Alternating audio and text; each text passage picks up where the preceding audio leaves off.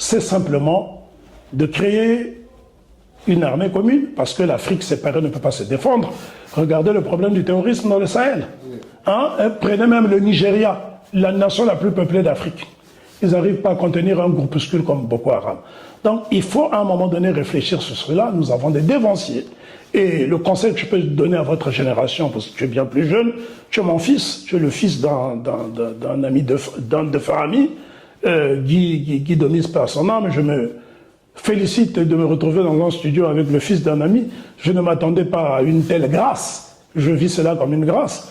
C'est pour cela que je n'ai pas hésité à répondre présent et à me permettre le tutoiement pour que il n'y ait pas cette lourdeur. Je voudrais simplement dire que si j'ai pris mon temps de m'entretenir avec toi, c'est pour te donner aussi la possibilité de toucher ceux de ta génération, de comprendre l'intérêt d'aller vers l'unité africaine.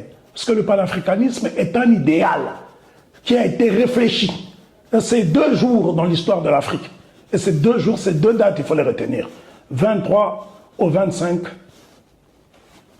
juillet 1900, il y a 125 ans, des gens qui ne connaissaient pas l'Afrique se sont rassemblés à Londres, au City Hall de Westminster, pour méditer sur l'avenir du peuple noir. Pour être noir, il faut être africain, ce sont les racines. Donc, ils ont pensé, ce sont des afro-descendants.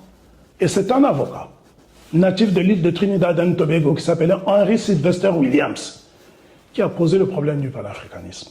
Moi, je lui rends hommage à chaque fois que j'ai la possibilité d'aller en Angleterre. Je me rends dans le comté de Westminster pour aller m'incliner devant son immeuble. Cet homme était natif du Trinidad. Mais quand il devient barista, bâtonnier au barreau de Londres en 1900, l'Angleterre ne lui donne pas la possibilité de plaider. C'est en Afrique du Sud qu'il a été faire sa formation. Mais l'Afrique du Sud dans laquelle Henry Sylvester Williams a été faire sa formation n'avait pas encore officialisé l'apartheid. C'est 1948 que l'apartheid est adopté par le président François Malan. Donc, il faut étudier l'histoire de l'Afrique, il faut vous emparer des outils.